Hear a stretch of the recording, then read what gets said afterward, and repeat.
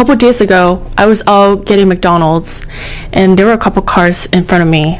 So I had to stop and I got bored. So I pulled out my phone and started scrolling through my social media.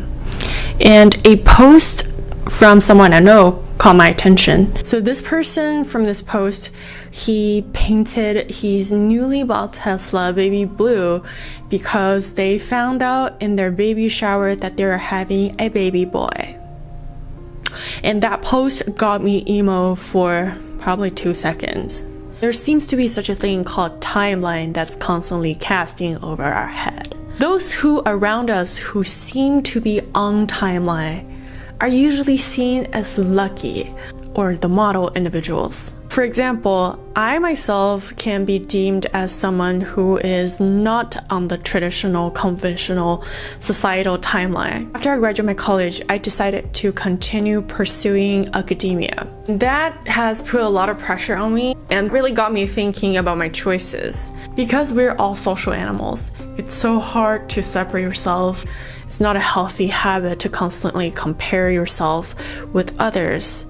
But we couldn't stop from doing that, even though you consciously wanting to do that, and you could put a sticky note like in front of you, but you still tend to do that a lot unconsciously. I would like to share with you a couple of things that I thought through on this matter that could stop you from getting yourself into this emo situation that results from compare yourself against this fictional timeline. First thing is, like I said, this timeline concept is fictional.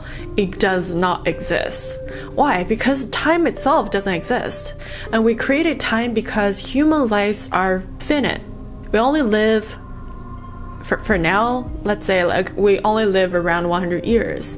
So we created this thing called time to, record or document what's happening in the river of the history. Why we create this thing called timeline? Because we want to live a certain life that seems to be fitting. But if time does not exist, who created this timeline? And most importantly, what's the purpose of it? And the second thing is, nothing would happen if we live to this timeline. Nobody's gonna give a trophy. There's no reward for living this timeline other than living the timeline, like the fact that you lived the timeline. The third point I'm gonna point out to you is probably my favorite. When we look at those socially recognized successful people like Elon Musk, Jeff Bezos, right? None of those people lived a typical timeline. So that goes to my fourth point, which is the reason why this timeline thing exists is because it is merely just a byproduct of what these 90% of people make up of, which is our whole society. It's just a portrait of how a normal person lives. Life should have no timeline. We should all live our life in the best, unique way possible because we are all unique beings and we deserve everything that's coming in life, and we should not fit our life in a box because who would want to be in a box when they can be out on the field? And that's the end of the video. Thank you for watching.